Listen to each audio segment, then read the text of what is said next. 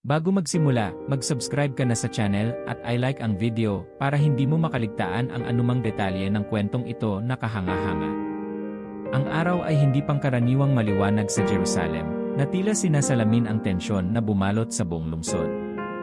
Ang init ay sumasalamin mula sa mga puting bato ng mga kalye, at ang mabangis na sikat ng araw ay tila isang tandang babala sa mga pangyayaring magaganap. Ang mga bulong ng mga tao ay parang isang dagat ng alingas-ngas, nagmumula sa bawat sulok, bawat pamilihan, habang ang mga naninirahan ay nagtipon para sa Paskwa. Sa gitna ng kaguluhan at pagdiriwang, isang makapangyarihang bulwagan sa loob ng palasyo ng gobernador ang nababalot ng bigat ng hindi mapalampas na mga desisyon. Nasa trono si Poncio Pilato, ang Romanong gobernador ng Judea, at ang kanyang mukha ay isang maskara ng pilit na kalmado. Sa loob ng kanyang isipan, may isang bagyo ng mga alalahanin. Isang maling dalaw, isang maling desisyon, at ang buong rehiyon ay maaaring malugmok sa kaguluhan. Tumindig siya mula sa kanyang upuan at naglakad sa kanyang opisina. Ang kanyang mga hakbang ay maingat, ngunit ang tunog ng kanyang mga sandalyas na sumasayad sa marmol na sahig ay parang tunog ng papalapit na bagyo. Pilato, isang mababang tinig ang bumasag sa kanyang malalim na pag-iisip. Si Marcus, ang kanyang matalik na tagapayo, ay pumasok sa bulwagan. Ang kanyang ekspresyon ay puno ng pangamba. Narito na sila. Sumulyap si Pilato kay Marcus, pilit na hinahanap sa mukha ng kanyang tagapayo ang kahit anong senyales ng kasiguruhan, ngunit wala siyang nakita kundi pangamba. Ang mga pinto ng bulwagan ay bumukas ng may ingay, at ang mga relihiyosong pinuno ng mga Hudyo ay nagmartsa papasok, bit-bit ang isang bihag. Ang hangin sa loob ng bulwagan ay tila naging mabigat, puno ng hindi masambit na tensyon. Si Caiaphas, ang mataas na pari, ay nasa unahan, ang kanyang mga mata ay puno ng galit at layunin. Sa kanilang gitna ay isang lalaking nakaposas at may mga sugat sa katawan, si Jesus ng Nazareth. Ngunit sa kabila ng kanyang kalagayan, si Jesus ay nakatayo ng matuwid, ang kanyang mukha ay isang larawan ng katahimikan na tila hindi matitinag. Si Pilato ay napapikit saglit, pilit na inaalis ang kaba sa kanyang dibdib. Habang humahakbang siya palapit, ang mga alingas-ngas ng kanyang sandalyas ay naging parang tunog ng mga kalansing ng bakal na pader na unti-unting bumabalot sa kanya. Tumingin siya kay Jesus at naramdaman niyang may kakaiba sa presensya ng lalaking ito, isang bagay na hindi niya maipaliwanag. Gobernador Pilato, biglang sigaw ni Caiaphas, bumasag sa katahimikan, dinala namin sa iyo ang taong ito dahil siya ay nagpapanggap na anak ng Diyos. Isa siyang erehe, isang mapanganib na banta sa ating pananampalataya at sa kapayapaan ng Roma. Kailangan siyang mamatay. Ang mga salitang iyon ay parang mga matutulis na patalim na tumusok sa puso ni Pilato. Ang mga tao sa bulwagan ay nag-umpisang magbulungan, at ang tensyon sa paligid ay tila nagiging isang halimaw na handang sumalakay. Pinilit ni Pilato na panatilihin ang kanyang kalmadong anyo. Ngunit, sagot niya, pilit na hinahanap ang kanyang boses na tila nawawala sa takot. Ano ang eksaktong krimen na kanyang ginawa? Hindi ba't ang mga akusasyong ito ay tungkol sa inyong mga batas at relihiyon? Ang kanyang mga mata ay pumihit mula kay Caiaphas, patungo sa mga leader na nagtipon sa paligid. Wala akong nakikitang dahilan upang siya ay hatulan ng kamatayan. Sumingit si Marcus, bumubulong sa tainga ni Pilato, Gobernador, ang tao ay kakaiba, ngunit ang galit ng mga Hudyo ay hindi mo dapat baliwalain. Alam mo ang takot ng Roma sa pag-aalsa. Tumango si Pilato, ngunit ang kanyang puso ay tila hindi sumusunod. Siya ay parang nahulog sa isang balon ng alinlangan, ang kanyang utak ay umaalingaw sa mga tanong na walang sagot. Si Jesus ay tahimik na nakatayo, ngunit ang kanyang presensya ay tila sumakop sa buong silid. Napatingin si Pilato sa kanya, pilit na hinahanap ang takot o galit sa kanyang mga mata, ngunit ang nakita niya ay isang kapayapaan na hindi mula sa mundong ito. Ikaw ba ang hari ng mga Hudyo? Tanong ni Pilato, ang kanyang boses ay tila nanginginig sa pag-aalinlangan. Ngunit ang sagot ni Jesus ay bumalot sa silid, simple ngunit puno ng katiyakan. Ang kaharian ko ay hindi mula sa mundong ito. Ang mga salita ay tila bumalot kay Pilato ng malamig na alon, at hindi niya maipaliwanag ang pangingilabot na sumunod. Ang bulwagan ay saglit na natahimik, ang lahat ng naroroon ay nakatingin, naghihintay sa susunod na mangyayari. Ngunit bago pa man makapagsalita si Pilato, biglang pumutok ang isang sigaw mula sa mga tao sa labas ng palasyo. Ang sigaw na iyon ay nagdala ng isang halimuyak ng kaguluhan, at si Pilato ay naramdaman ang bigat ng kanyang tungkulin na lumubog ng mas malalim sa kanyang mga balikat. Si Caiaphas ay muling lumapit, at ang kanyang tinig ay mas malamig kaysa dati. "Gobernador," sabi niya, "hindi mo ba nakikita? Ang taong ito ay nagdudulot ng kaguluhan. Kung hindi mo siya huhusgahan, ang mga tao ay magagalit. Ayaw mo bang iwasan ang isang pag-aalsa? Hindi ba tungkulin mo bilang gobernador ng Roma na panatilihin ang kapayapaan?" Huminga ng malalim si Pilato, ang kanyang mga mata ay bumalik kay Jesus. May isang bahagi sa kanyang sarili na nais ipagtanggol ang lalaking ito, ngunit may isa pang bahagi na natatakot sa epekto ng kanyang desisyon. Ang kanyang utak at puso ay tila nag-aagawan sa kanya, at sa bawat sandaling lumilipas, ang mga katanungan sa kanyang isipan ay tila dumadami. Sa huli, alam niyang ang desisyon na gagawin niya sa araw na ito ay hindi lamang magtatakda ng kanyang kapalaran, kundi maaaring bumalot din sa anino ng kasaysayan. Tumindig siya ng tuwid, ngunit sa loob, nararamdaman niya ang bigat ng lahat ng ito. Alam niyang wala nang ligtas na daan palabas. Ang kanyang kaluluwa ay parang nasa isang bangin, handang mahulog sa kawalan. Ang dilim ay bumalot sa Jerusalem, kahit na ang araw ay nasa kalagitnaan pa ng langit. Isang nakakatakot na anino ang bumagsak sa buong lungsod, at ang mga tao ay nagsimulang magbulungan sa takot at pagtataka. Sa gitna ng lahat ng ito, si Poncio Pilato ay nagmamasid mula sa kanyang opisina sa palasyo. Ang kanyang puso ay tumitibok ng mas mabilis kaysa dati. Ang mga ulap na parang usok ay bumalot sa araw, at tila ang kalikasan mismo ay tumatangis sa mga pangyayari. "Anong nangyayari?" tanong ni Pilato sa kanyang mga tauhan. Ang kanyang boses ay nanginginig sa kaba. Walang makapagsabi ng eksaktong sagot, ngunit ang isang kakaibang kaba ay bumalot sa bawat isa. Sa kabila ng kanyang mga pag-aalinlangan, si Pilato ay nagdesisyon na ipatupad ang sentensya. Pinili niya ang mas madaling landas, ang pagpapako kay Jesus sa krus, upang mapanatili ang kapayapaan at maiwasan ang kaguluhan. Ngunit sa loob-loob niya, isang kaluluwa ang tumatangis. Sa mga oras na yon, ang mga kakaibang pangyayari ay patuloy na nangyayari. Ang mga ulap ay lalo pang dumilim, at ang hangin ay naging mabigat na parang sumasalamin sa kalungkutan ng mundo. Mula sa malayo, narinig ni Pilato ang mga palahaw at iyak ng mga kababaihan, at ang mga tunog na iyon ay parang matutulis na pako na tumusok sa kanyang konsensya. "Pilato!" Ang boses ng kanyang asawa, si Claudia Procula, ay narinig mula sa pintuan ng kanyang opisina. Pumasok siya, ang kanyang mga mata ay puno ng takot. "Nagkaroon ako ng isang panaginip," sabi niya, ang kanyang boses ay namumutla sa pagkabalisa. "Huwag kang makialam sa matuwid na taong iyon. Ang panaginip ko ay puno ng paghihirap at babala. Ito'y isang tanda." Si Pilato ay napatingin sa kanyang asawa, ang kanyang mga mata ay nagtatanong, ngunit hindi siya makahanap ng tamang sagot. Sa kaibuturan ng kanyang puso, may isang bahagi na gustong maniwala kay Claudia. Ngunit sa harap ng pressure ng mga tao at ng politika ng Roma, ang kanyang mga pagpipilian ay tila nagiging isang makitid na daan. "Claudia," sagot niya, ang kanyang tinig ay puno ng pagod at pagkabigo, "hindi ko kayang baliwalain ang mga tao. Hindi ko kayang baliin ang kapayapaan." Lumapit si Claudia, ang kanyang mga kamay ay nanginginig, ngunit ano ang halaga ng kapayapaan kung ito'y nakabatay sa kawalan ng katarungan? Ang mga salitang iyon ay parang kutsilyong tumarak sa puso ni Pilato.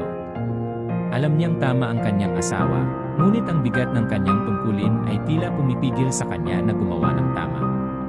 Ang mga mata ni Claudia ay naglaho sa takot, at dahan-dahan siyang umatras, iniwan ang kanyang asawa na puno ng alanganin. Samantala, sa labas ng palasyo, ang mga tao ay nagsimulang magtipon upang saksihan ang pagpapako sa krus. Sa gitna ng nagkakagulong tao, ang mga sundalo ay naghahanda kay Jesus, binibigyan siya ng mabibigat na krus na kailangan niyang buhatin. Ang kanyang mukha ay puno ng sugat at alikabok, ngunit ang kanyang mga mata ay nanatiling puno ng katahimikan. Si Pilato ay nakatayo sa balkonahe ng kanyang palasyo, pinapanood ang lahat mula sa itaas. Ngunit kahit gaano siya kagaling sa pagpapakita ng lakas sa labas, sa loob ay may isang bagay na bumabalot sa kanya, isang hindi mabilang na takot na tila sumisipsip sa kanyang kaluluwa. Marcus, tawag ni Pilato sa kanyang tagapayo, ang kanyang tinig ay halos pabulong, sa tingin mo ba ay mali ang ginawa ko? Si Marcus ay nanatiling tahimik sa isang saglit, ang kanyang mga mata ay hindi makatingin ng diretsyo sa gobernador. Gobernador, sagot niya, minsan ang mga bagay na ginagawa natin ay hindi malinaw sa kung ano ang tama o mali. Ngunit ang ating tungkulin ay protektahan ang ating sarili at ang ating mga tao. Siguro ay iyon ang tamang desisyon. Ngunit kahit si Marcus ay tila hindi sigurado sa kanyang sariling mga salita. Habang ang mga sigaw ng mga tao sa labas ay nagiging mas malakas, si Pilato ay napapikit.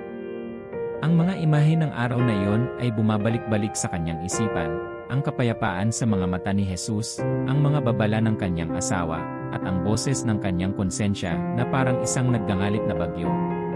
Subalit pinilit niyang takasan ang mga iyon. Ang kapayapaan, bulong niya sa sarili, ay laging may halaga. Ngunit ang kanyang mga salita ay hindi nakakapagbigay ng kapanatagan. Sa halip, ang mga ito ay parang malalamig na anino na bumabalot sa kanya, na parang mga multo ng mga desisyon na ginawa sa ilalim ng pilit na presyon. Ang kapayapaan na kanyang pinili ay tila naging isang patibong, at ang anino ng desisyong iyon ay magsisimulang habulin siya sa mga darating na panahon. Habang si Jesus ay dinala patungo sa Kalbaryo, ang kalikasan mismo ay tila tumatangis. Ang mga ulap ay naggangalit at ang lupa ay tila nanginginig. Si Pilato, mula sa kanyang mataas na palasyo, ay nagtanaw sa dumaraming kaguluhan. Ngunit kahit na mataas ang kanyang kinatatayuan, ang kanyang kaluluwa ay parang nalubog sa isang malalim na balon ng kawalang katiyakan. Habang bumababa ang araw sa abot tanaw, bumagsak ang dilim sa Jerusalem tulad ng isang mabigat na balabal. Sa bawat sulok ng lungsod, ang mga apoy ng mga sulo ay nagliyab, at ang mga anino ay sumayaw sa mga pader na parang mga espiritong nagbabantay sa bawat kaganapan. Sa loob ng palasyo, si Poncio Pilato ay nag-isip ng malalim, habang ang kanyang mga tauhan ay nag-uusap sa paligid niya. Ang mga bulong ng kanyang mga tagapayo ay parang ingay ng mga bubuyog na nagdadala ng mas mabibigat na alalahanin. Ang mga tao ay hindi titigil, Gobernador, sabi ni Lucius, isa sa kanyang mga pinagkakatiwalaang opisyal. Ang balita tungkol sa muling pagkabuhay ni Jesus ay nagkakalat na sa buong lungsod. Kung hindi natin maaawat ang kaguluhan, maaaring magtuloy-tuloy ito. Ang kanyang mga mata ay puno ng takot, sapagkat alam niyang ang tiniis nilang lahat para mapanatili ang kaayusan ay tila nagkakawatak-watak. Si Pilato ay tumango ng mabagal, ang kanyang mga kamay ay mahigpit na nakahawak sa gilid ng kanyang trono. Hindi ko na kayang harapin pa ang isa pang pag-aalsa, bulong niya, ang kanyang mga mata ay puno ng pagod at pagkabagabag. Ang Roma ay hindi magpapatawad sa akin kung ako ay mabigo. Ngunit sa loob ng kanyang puso, alam niyang hindi lamang ito usapin ng politika. May bahagi sa kanya na patuloy na bumabalik sa mga mata ni Jesus, sa kapayapaang hindi niya matakasan. Habang nagsusuri siya ng mga opsyon, pumasok si Marcus na may dalang mga ulat. Gobernador, sabi ni Marcus, ang mga leader ng mga Hudyo ay nag-aalala rin. Ang mga tao ay nagiging mas radikal sa kanilang paniniwala, at kahit sila ay hindi na kontrolado ang kanilang mga tagasunod. Baka maaari tayong makipag-alyansa sa mga makapangyarihang pamilya ng Jerusalem upang pigilan ang kaguluhan. Si Marcus ay tila may bahid ng pag-asa sa kanyang tinig, na para bang isang alitaptap sa gitna ng dilim. Tinignan ni Pilato si Marcus, at sa kauna-unahang pagkakataon, may bahid ng pag-asa sa kanyang mga mata. Kung magagawa natin yan, sabi niya, baka may paraan pa tayong makakawala sa kaguluhan na ito. Ngunit bago pa man makapagbigay si Marcus ng sagot, isang bigla ang kaguluhan sa labas ng palasyo ang kanilang narinig. Ang mga sigawan at ingay ng mga nag-aaklas ay parang kulob na gumagalaw sa lupa. Nagmadali silang lumabas sa bulwagan at nakita ang mga tao na nagtitipon sa labas ng palasyo, hawak ang mga sulo at sumisigaw ng mga bagay na hindi malinaw. Si Pilato ay lumapit sa gilid ng kanyang balkonahe at nagmasid. Ang mga tao ay nagkakaisa sa isang damdaming hindi niya lubos na maunawaan. Kailangan natin silang pakalmahin, sabi ni Pilato, ang kanyang boses ay puno ng takot. Bago maglaho ang lahat ng ating pinaghirapan. Sa kabila ng lahat, may mga taong lumapit kay Pilato, mga leader na nagnais makipag-usap. Si Joseph ng Arimathea, isang respetadong Hudyo na may impluensya, ay humarap sa kanya. Gobernador, sabi ni Joseph, ang kanyang boses ay mapayapa ngunit puno ng kabigatan, hindi mo kailangang labanan ang lahat ng mag-isa. Marami sa amin ang nais lamang ng kapayapaan. Ngunit hindi natin ito makakamit kung magpapatuloy ang panininda. Si Pilato ay sumulyap kay Joseph, at sa kabila ng lahat ng alitan at takot, nakita niya ang katapatan sa mga mata ng lalaki. At paano kung mapapanatili ang kapayapaan? Tanong ni Pilato, ang kanyang boses ay halos pabulong. Ang mga tao ay naniniwala na ang muling pagkabuhay ni Jesus ay isang himala. Ang ganitong paniniwala ay hindi natin madaling masusugpo. Maaaring hindi natin mapigilan ang lahat, sagot ni Joseph, ngunit kung hahayaan mong marinig ang kanilang panig, kung magpapakita ka ng awa sa halip na puwersa, baka makakahanap tayo ng daan tungo sa kapayapaan.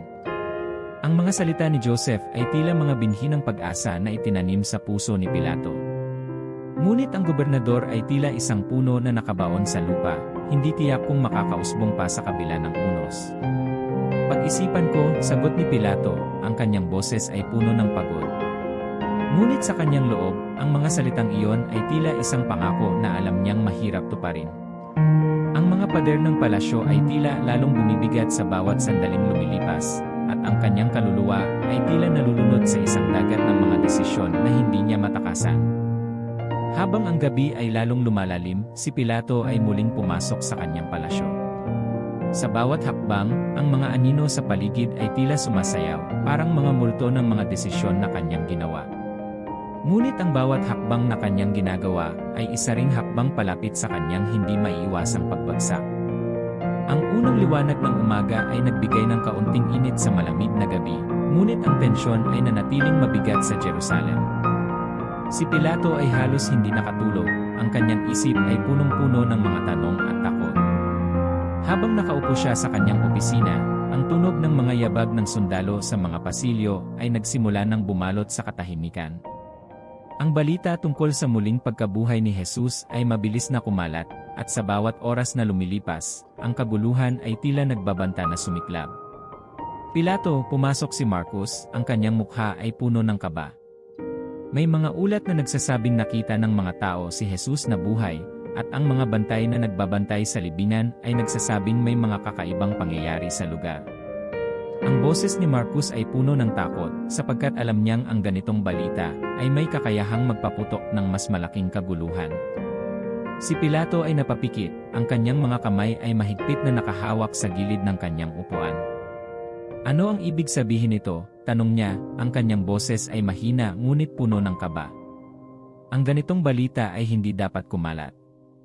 Ngunit alam niya na ang apoy ng pananampalataya ay hindi madaling mapatay, lalo na kung ito ay pinatindi ng himala. Kausapin ang mga bantay, utos niya, at alamin kung totoo ang kanilang sinasabi. Kung kinakailangan, bayaran sila upang patahimikin. Nagmadaling lumabas si Marcos upang isagawa ang utos, at si Pilato ay nanatiling nag-iisa sa kanyang opisina, ang kanyang puso ay tila kinukuyom ng takot. Alam niya na ang pagkalat ng balita ng muling pagkabuhay ni Jesus ay isang banta sa kaayusan na kanyang sinisikap na panatilihin. Ang kanyang tungkulin ay mapanatili ang kapayapaan sa anumang paraan, kahit na nangangahulugang ito ay pagtatakip ng katotohanan.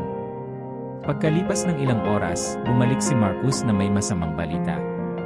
Gobernador, sabi niya, ang kanyang boses ay puno ng pangamba, ang mga bantay ay nagsasabi na isang liwanag ang bumalot sa libingan, at ang bato na nagtatakip dito ay gumalaw mag-isa.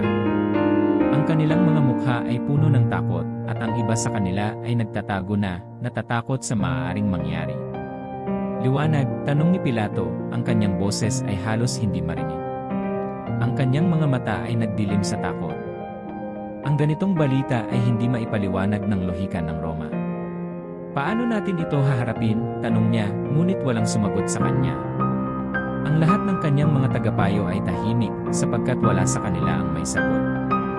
Sa kabila ng takot, si Pilato ay nagpasyang kumilos. Kausapin ang mga pinuno ng mga Hudyo, utos niya. Sabihin sa kanila na kailangan natin kontrolin ang balita na ito. Ang katotohanan ay isang bagay na mahirap supilin, ngunit kung hindi natin ito mapipigilan, maaaring magwakas ang lahat. Ngunit kahit na binitiwan niya ang utos, alam niya sa kaibuturan ng kanyang puso na ang mga kaganapang ito ay hindi na niya kayang kontrolin.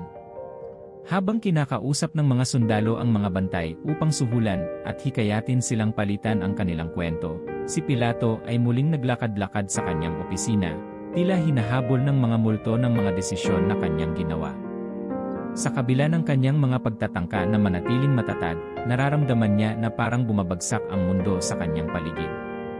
Ang mga haligi ng kapangyarihan na kanyang inaasahan ay parang buhangin na unti-unting guguho. Samantala, sa mga lansangan ng Jerusalem, ang mga tao ay patuloy na nag-uusap tungkol sa muling pagkabuhay. Ang mga bulong-bulungan ay naging mas malakas, at ang mga tao ay nagsimulang magtipon, nagtatanong, nag-iisip at naniniwala. Para sa kanila, ang muling pagkabuhay ay isang himala na nagbigay ng bagong pag-asa, isang tanda na ang lahat ng kanilang pinaniniwalaan ay totoo. Sa kalagitnaan ng lahat ng ito, si Joseph ng Arimathea ay lumapit kay Pilato. Gobernador, sabi niya, ang kanyang tinig ay puno ng kabigatan, ngunit may kasamang kahinahunan. Ang katotohanan ay hindi natin mapipigilan. Ang muling pagkabuhay ni Jesus ay isang bagay na kahit sino ay hindi maaaring baliwalain. Baka ang kailangan natin ngayon ay hindi takot, kundi pangunawa. Si Pilato ay sumulyap kay Joseph, ang kanyang mga mata ay puno ng pagod at kawalan ng pag-asa. Ang katotohanan, sabi ni Pilato, ay hindi palaging ating kaibigan, lalo na kung ito ay may kakayahang magpabagsak sa ating mundo. Ngunit kahit na sinabi niya ang mga salitang iyon, ang kanyang puso ay tila hindi na naniniwala sa sarili niyang mga paliwanag.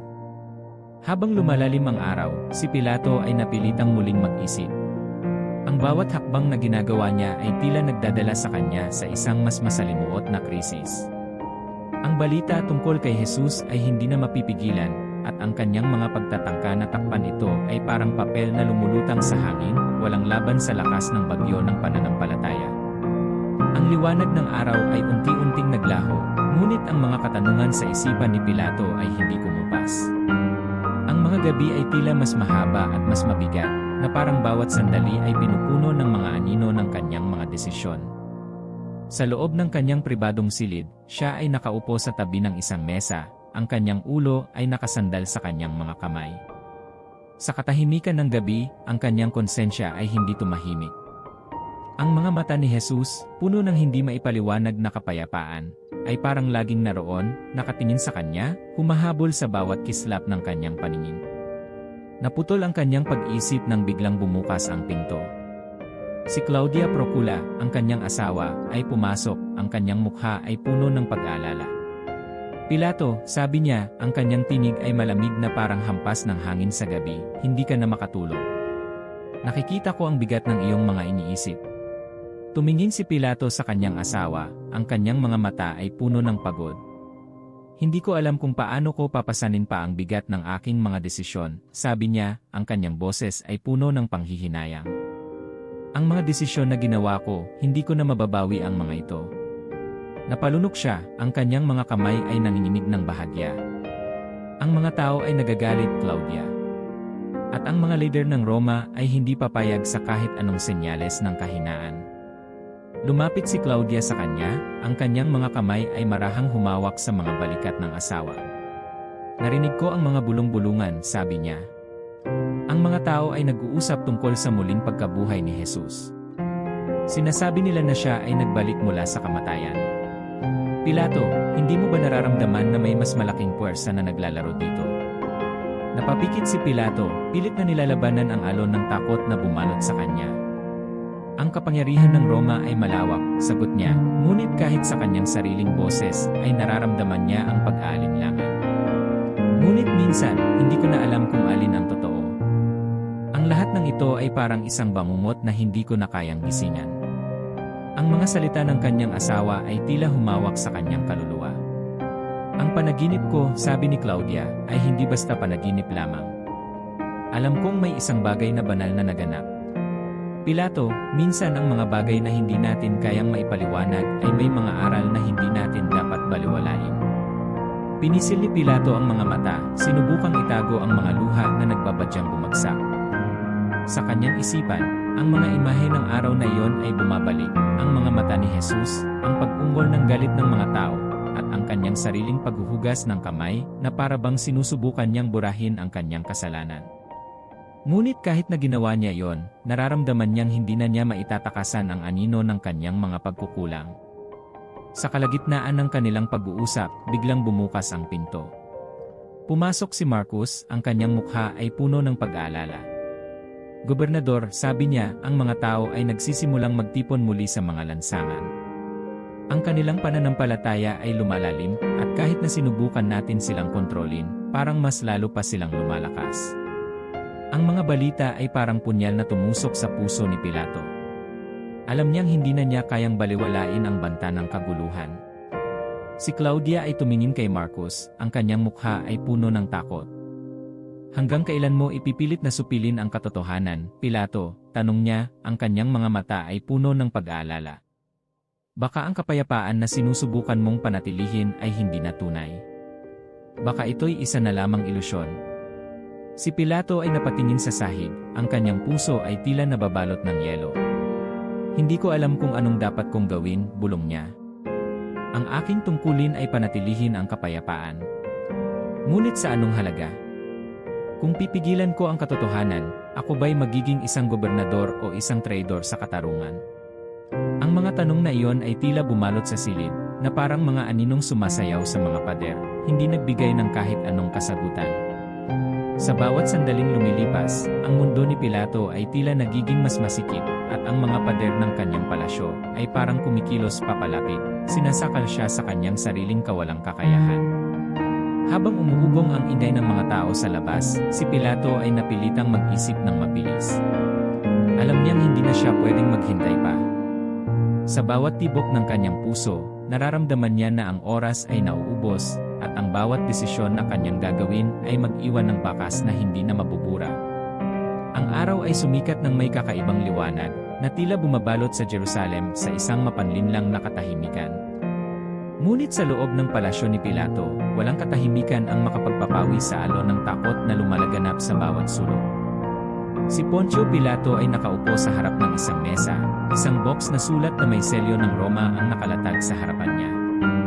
Ang kanyang mga daliri ay nanginginig habang binabasa ang mga utos mula sa mismong Emperador Tiberio.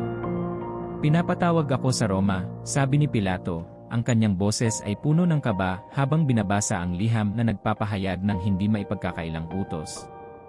Kailangan kong ipaliwanag ang aking mga aksyon sa Judea. Ang mga ulat tungkol sa kaguluhan ay hindi na nila binabaliwala. Sa kanyang mga mata ay naroon ang isang pag-aalala na hindi niya kayang itago, at sa kanyang puso, alam niya na ito ang simula ng kanyang pagbagsak. Lumapit si Marcus, ang kanyang tagapayo na nagdala ng liham. Gobernador, sabi ni Marcus, ang kanyang tinig ay puno ng pag-aalala, ang emperador ay hindi magpapadala ng ganitong mensahe kung hindi siya seryoso. Ang iyong mga kaaway sa Roma ay malamang na nagkukubli sa mga anino, handang gamitin ang lahat ng pagkakamali mo upang pabagsakin ka.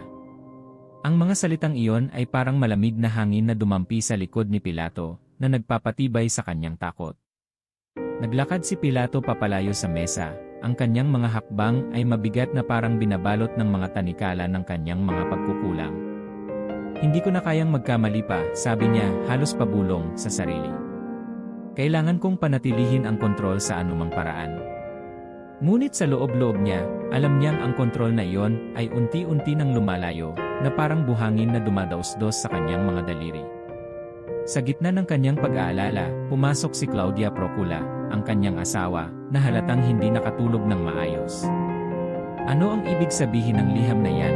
Tanong niya, ang kanyang mga mata ay puno ng kaba. Si Pilato ay tumingin sa kanya, ang kanyang mukha ay isang larawan ng pagkabigo at panghihinayang. Ang Roma ay nagagalit, sagot niya. Pinapatawag ako upang ipaliwanag ang kaguluhan sa Judea. Kailangan kong harapin si Tiberio at ang kanyang galit. At paano mo ipapaliwanag ang lahat ng ito? Tanong ni Claudia, ang kanyang boses ay puno ng lungkot. Ang mga desisyon mo, ang mga ginawa mo kay Jesus, lahat ng ito ay magdadala sa iyo sa isang mas mabigat na pagdurusa.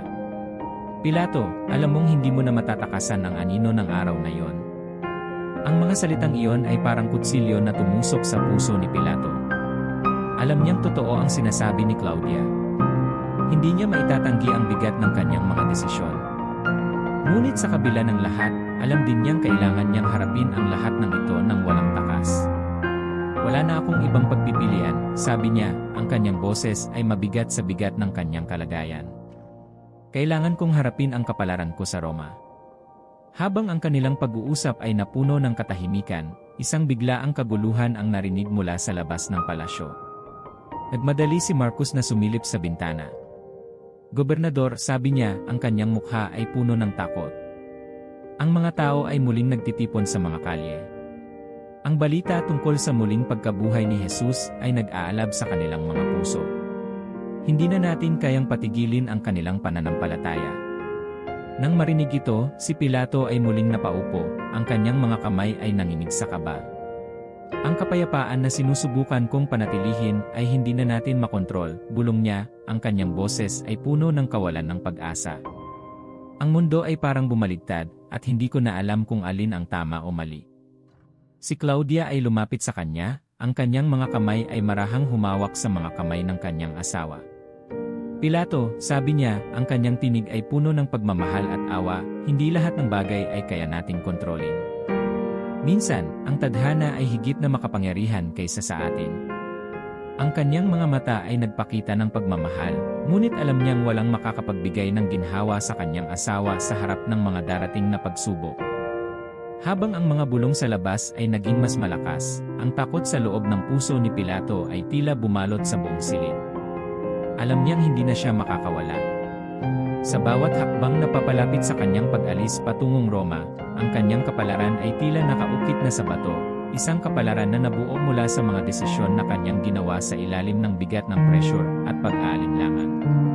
Ang Roma ay hindi tulad ng Jerusalem, malamig at may halimuyak ng kapangyarihan sa bawat sulok. Nang dumating si Poncio Pilato sa kabisera ng imperyo, ramdam niya ang bigat ng mundo sa kanyang balikat.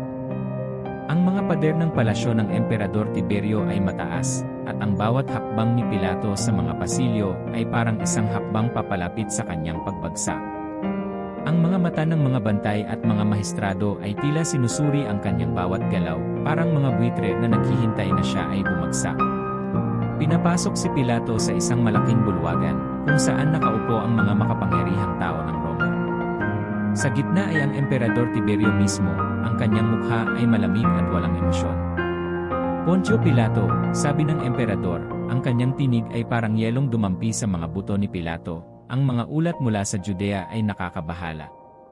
Ang iyong mga desisyon ay nagdulot ng kaguluhan at halos nagpatumba sa kaayusan na pinaghirapan naming panatilihin. Napabuntong hininga si Pilato, pilit na pinapanatili ang kanyang lakas ng loob. Emperador, sabi niya, ginawa ko ang lahat ng makakaya ko upang mapanatili ang kapayapaan sa ilalim ng matinding pressure. Ang mga tao sa Judea ay hindi madaling pakitunguhan, at ang sitwasyon ay hindi simpleng makontrol. Ngunit kahit sa kanyang sariling mga salita, nararamdaman niyang mahina ang kanyang depensa, at ang mga mata ng emperador ay hindi nagpakita ng awa. Ang bulwagan ay napuno ng mabibigat na katahimikan. Ilang sandali pa, ang isang matandang senador ay tumayo, ang kanyang mukha ay puno ng paghamak. Ang paggamit mo ng pondo ng templo upang magtayo ng aqueduct, sabi ng senador, ay isa sa maraming mga pagkakamali na nagdulot ng galit ng mga Hudyo. At ang desisyon mong ipahintulot ang pagpapako sa isang inosente, si Jesus ng Nazareth, ay nagdulot ng isang pananampalataya na lumalaganap ngayon sa buong imperyo. Paano mo ipapaliwanag ang lahat ng ito? Si Pilato ay napalunok, ang kanyang lalamunan ay parang sinasakal. Ang mga tanong na iyon ay hindi na niya kayang tanggihan. Alam niyang ang kanyang bawat galaw sa Judea ay naitala, bawat pagkakamali ay itinuro. Ginawa ko iyon upang maiwasan ang mas malaking kaguluhan, sagot niya, ngunit ang kanyang tinig ay puno ng kahinaan. Ang pagpapatupad kay Jesus ay hindi ko ginusto, ngunit hindi ko kayang baliwalain ang galit ng mga tao. Kung hindi ko iyon ginawa, maaaring nagkaroon ng isang pag-aalsa. Ngunit ang emperador ay nanatiling malamig. Ang iyong mga desisyon ay nagdulot ng mas malaking problema kaysa sa sinuman ang inaasahan, sabi ni Tiberio. At ang iyong mga kaaway dito sa Roma ay nagsisimulang magduda sa iyong kakayahan. Sa mga sandaling iyon, naramdaman ni Pilato na parang bumagsak ang buong mundo sa kanyang mga balikat. Alam niyang ang kanyang kapalaran ay tila naitakda na, ang pagbagsak na kanyang kinatatakutan ay ngayon ay isang realidad. Pagkatapos ng mga masakit na salita, si Pilato ay pinilit na magbitiw sa kanyang tungkulin bilang gobernador ng Judea. Sa loob ng isang gabi, ang kapangyarihan na minsan ay nasa kanyang mga kamay ay biglang nawala, parang buhangin na nawala sa hangin.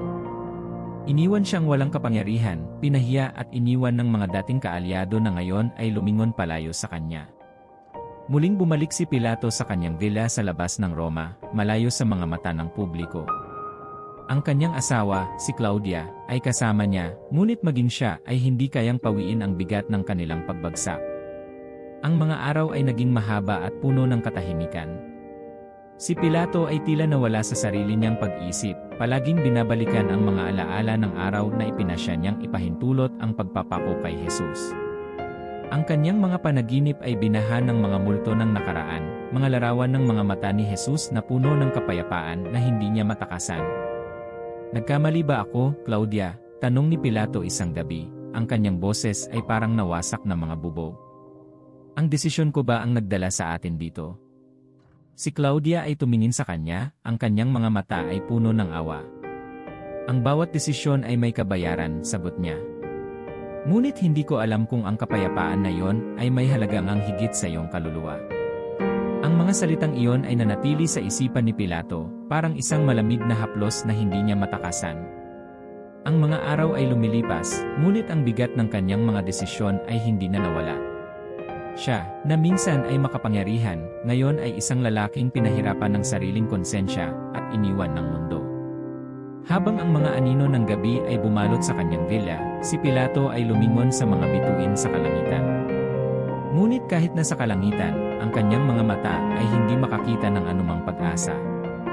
Ang kanyang pagbagsak ay naging isang masakit na paalala na kahit gaano man kataas ang iyong narating, ang anino ng iyong mga desisyon ay patuloy na hahabulin ka. Ang mga huling araw ni Poncio Pilato ay binalot ng misteryo, na parang isang lumang aklat na ang mga pahina ay nabura ng panahon. Sa kanyang villa sa labas ng Roma, ang tahimik na paligid ay tila isang kabaong ng mga alaala na hindi niya maalis sa isipan. Ang mga matataas na pader ng kanyang tirahan ay parang mga bantay na nagmamasid sa kanyang unti-unting pagbagsak, at ang bawat araw na lumilipas ay tila isang paalala ng kanyang mga pagkakamali. Isang hapon, habang si Pilato ay nakaupo sa ilalim ng isang puno, ang hangin ay malamig at ang kalangitan ay mapanglaw. Ang mga ibon ay hindi na umaawit, at ang paligid ay parang bingi sa anumang pag-asa. Pumikit siya, sinusubukang burahin ang mga alaala ng araw na pinapayagan niyang ipako si Jesus sa krus. Ngunit ang mga alaala ay hindi basta mawawala, sa halip, mas lalong naging malinaw ang mga ito, na parang mga larawang nag-aapoy sa kanyang isipan. Ang iyong mga kamay, bulong ng isang boses sa kanyang likuran, ay hindi mo kailanman mahuhugasan ng lubusan. Si Pilato ay napabalikwas, at nakita niya ang isang lalaking may balbas at malalim na mga mata. Ang kanyang mukha ay pamilyar, ngunit hindi niya matandaan kung saan niya ito nakita. "Sino ka?" tanong ni Pilato, ang kanyang boses ay nanginginig. Ngunit ang lalaki ay ngumiti lamang, isang ngiti na tila puno ng kalungkutan at pagkaunawa. "Minsan, ang mga anino ng ating mga ginawa ay nananatili sa atin," patuloy ng lalaki. "Kahit na baliwalain natin ang mga ito, hindi sila kailanman mawawala." Ang mga salita ay parang mga pako na muling bumutas sa puso ni Pilato. Napalunok siya at nilingon ang kanyang mga kamay, na parang inaasahan niyang makakita ng mga bakas ng dugo na hindi na naalis kahit kailan. Matapos ang kakaibang pagkikita na iyon, si Pilato ay tila mas lumalim pa sa kanyang sariling mundo. Hindi siya makatulog sa gabi, at ang mga panaginip niya ay puno ng mga anino ng mga taong pinahintulutan niyang magdusa. Sa isang panaginip, nakita niya si Jesus, nakatayo sa isang liwanag na hindi niya kayang tingnan ng diretsyo. "Bakit hindi mo ako ipinagtanggol?" bulong ni Jesus, ngunit hindi ito isang akusasyon, kundi isang tanong na puno ng pag-unawa. Si Pilato ay nagising mula sa kanyang panaginip na humihingal, ang kanyang dibdib ay puno ng sakit. Tumayo siya at naglakad sa kanyang villa. Ang mga anino ng gabi ay parang mga multong sumusunod sa kanya. Sa kanyang pag-iisa, naramdaman niyang ang bawat hakbang na ginawa niya sa nakaraan ay bumabalik upang balutin siya ng pagdududa at pagsisisi. Ngunit hindi lahat ay mga anino lamang. Ang mga tradisyon na lumitaw pagkatapos ng kanyang pagbagsak ay nagsasalaysay ng iba't ibang mga kwento tungkol sa kanyang huling mga araw. Sa ilang mga aklat na hindi bahagi ng Biblia, si Pilato ay inilalarawan bilang isang taong nilamon ng pagsisisi. Sinabi ng ilan na hindi na niya kinayang panatilihin ang bigat ng kanyang konsensya at nagpakamatay sa ilalim ng bigat ng kanyang mga alalahanin. Sa ibang mga kwento naman, si Pilato ay yumakap sa pananampalataya ni Jesus, na parabang ang kanyang pagbabalik loob ay isang pagtatangka na makahanap ng kapatawaran sa dulo ng kanyang buhay. Sa isang pagkakataon, ang isang malapit na tagapaglingkod ay lumapit kay Claudia Procula, ang asawa ni Pilato, na patuloy na binabagabag ng mga bangungot. "Ginoong Claudia," sabi ng tagapaglingkod, "ang inyong asawa ay hindi na siya dati. Ang kanyang mga mata ay puno ng mga aninong hindi niya maipaliwanag. Baka ito'y mga espiritu ng mga pagkakamaling hindi na niya matakasan." Si Claudia ay tumingin sa tagapaglingkod, ang kanyang mukha ay puno ng kalungkutan. "Minsan," sabi niya, "ang mga sugat ng ating kaluluwa ay mas mahirap gamutin kaysa sa anumang sakit ng katawan." Habang ang mga alingasngas tungkol sa pagbagsak ni Pilato ay kumalat sa Roma, ang iba't ibang mga grupo ay nagbigay ng kanilang sariling interpretasyon sa kanyang kapalaran. Sa simbahan ng Ethiopian Orthodox, siya ay itinuturing bilang isang taong, sa huli, ay bumalik loob at kinilala ang kanyang pagkakamali. Ngunit sa mga kwento ng iba, si Pilato ay hindi kailanman nakahanap ng kapayapaan, at ang kanyang kaluluwa ay patuloy na nililigalig ng mga espiritu ng kanyang mga kasalanan. Ang bawat kwento ay nagdagdag sa misteryo ng kanyang pagkatao. Sa katotohanan, si Pilato ay nanatiling isang simbolo ng kahinaan, isang babala sa mga susunod na henerasyon tungkol sa mga desisyon na ginagawa sa ilalim ng presyon. Ang kanyang paghuhugas ng mga kamay ay nanatili bilang isang simbolo ng pagsuko sa katarungan at katotohanan. Sa huling gabi ng kanyang buhay, si Pilato ay lumakad sa kanyang villa. Ang kanyang mga yapak ay tahimik ngunit puno ng bigat ng bawat desisyong ginawa niya. Tumingin siya sa mga bituin, ngunit sa halip na makakita ng pag-asa, ang nakita niya ay isang kalangitan na puno ng mga alaala ng isang araw na hindi na niya maibabalik. Sa katahimikan ng gabi, ang tanging narinig niya ay ang tibok ng kanyang sariling puso, na tila nagpapaalala sa kanya ng mga desisyong nagdala sa kanya sa kinalalagyan niya ngayon. Habang ang mga dekada ay nagdaan, ang pangalan ni Poncio Pilato ay naging isang simbolo, isang mansa sa kasaysayan na hindi mabura ng panahon.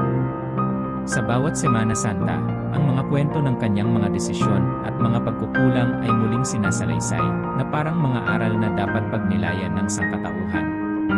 Ang mga ebanghelyo ay binanggit siya hindi lamang bilang isang opisyal ng Roma, kundi bilang isang tao na nabigo sa harap ng pinakamalaking moral na pagsubok sa kanyang buhay. Sa mga simbahan, ang kanyang pangalan ay binabanggit kasama ng mga salita, "Si Jesus ay nagdusa sa ilalim ni Poncio Pilato," at ang mga tao ay lumuluhod sa paggunita sa sakripisyo ni Kristo. Ngunit sa gitna ng mga ritual na ito, ang imahe ni Pilato ay nananatiling misteryoso, isang karakter na naglalaman ng mga tanong na hindi basta-basta masasagot. Si Pilato ay isang halimbawa ng moral na kahinaan, isang babala sa mga nasa kapangyarihan na hindi kayang panindigan ang katarungan sa harap ng pressure ng mundo. Ngunit sa kabila ng mga negatibong paglalarawan sa kanya, may mga kwento rin na nagbibigay ng ibang pananaw. Sa mga tradisyon ng simbahan ng Ethiopian Orthodox, siya ay pinarangalan bilang isang santo, isang kaluluwang nagbalik loob at naghanap ng kapatawaran. Itinuturo ng mga debotong ito na si Pilato, sa kabila ng kanyang mga pagkakamali, ay sa huli ay nakahanap ng liwanag at kinilala ang kabanalan ni Jesus.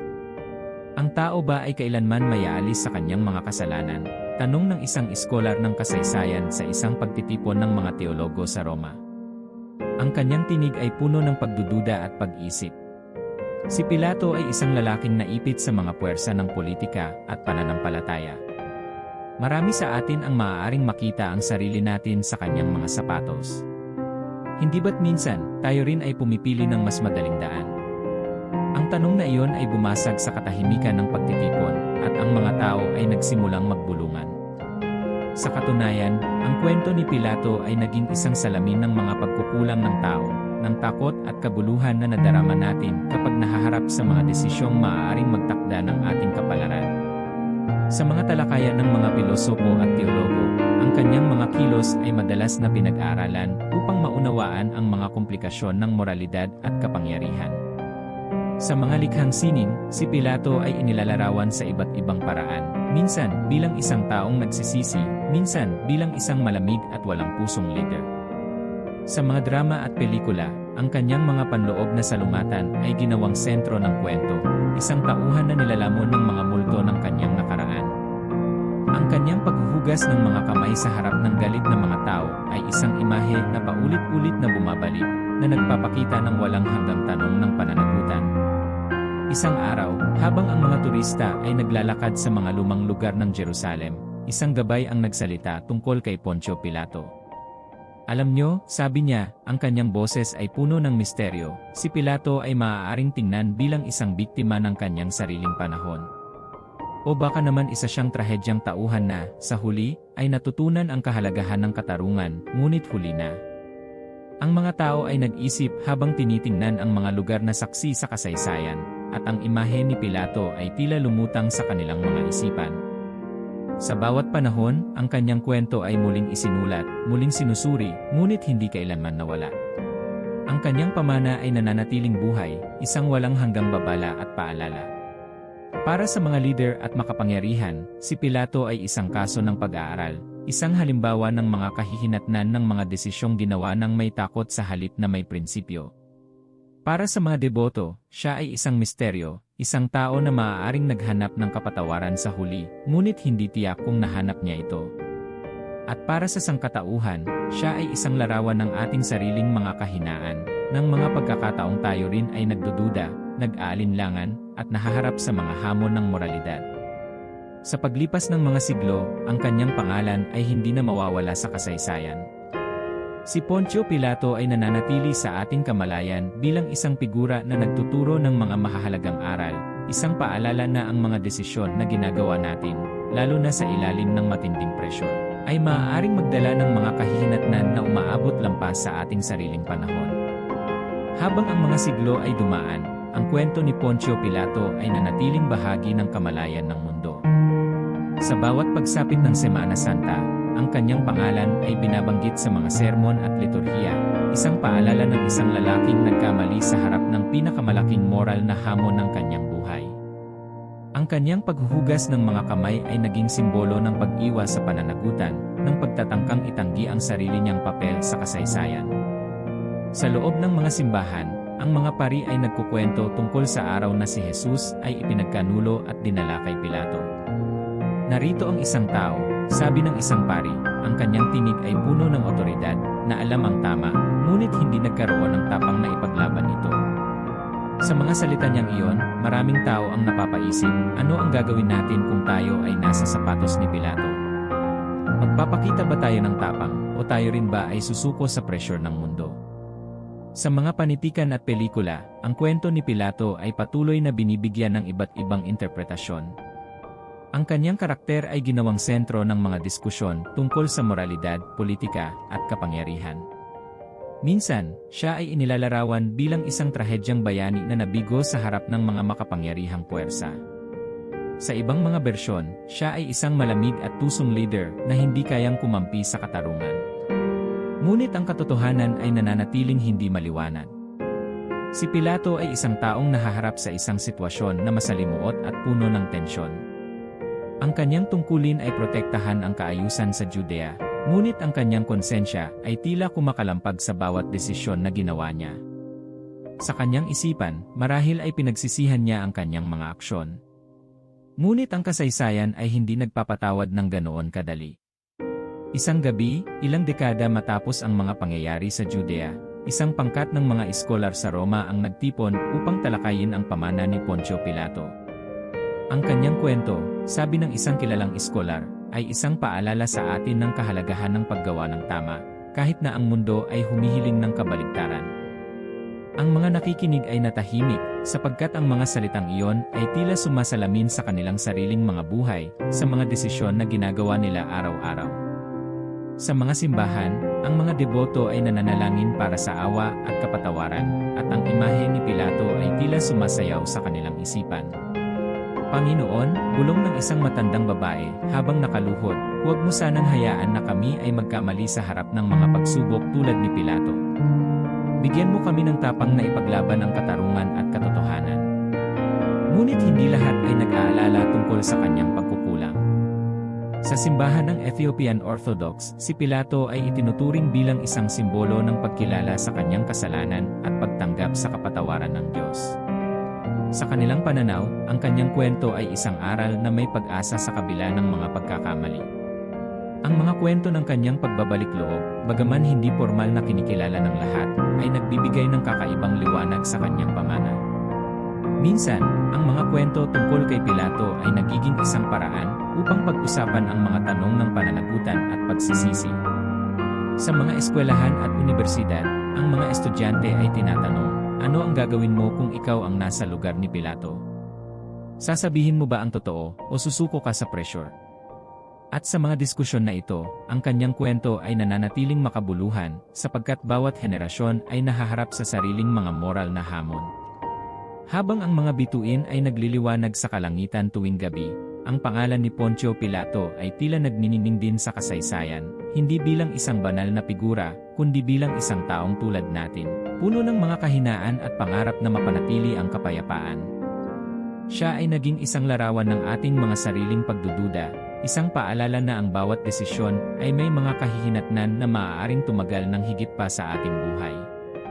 Sa huli, si Pilato ay naging bahagi ng isang mas malaking kwento, isang kwento ng pananampalataya, katarungan, at awa.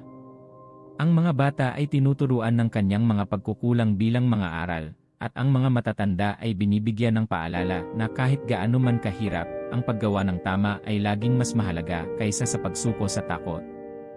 Ang kanyang pamana ay nananatiling isang misteryo na nagtuturo sa atin na sa bawat oras ng krisis, may pagkakataon tayong maging matapang. Ang kwento ni Poncio Pilato ay isang walang hanggang aral, isang paalala na ang ating mga desisyon ay bumubuo ng ating pamana, at na ang katotohanan at katarungan ay mga bagay na hindi dapat ipagpalit sa pansamantalang kapayapaan. Kung nakarating ka hanggang sa dulo ng video na ito, gusto kong malaman na nandyan ka pa. Iwanan mo ang salitang katotohanan sa mga komento. Gusto kong makita kung sino sa inyo ang tunay na sumubaybay hanggang sa wakas. Huwag kalimutang i-share ang iyong mga iniisip tungkol sa kwento ni Pilato. Ang iyong opinyon ay mahalaga sa aming komunidad.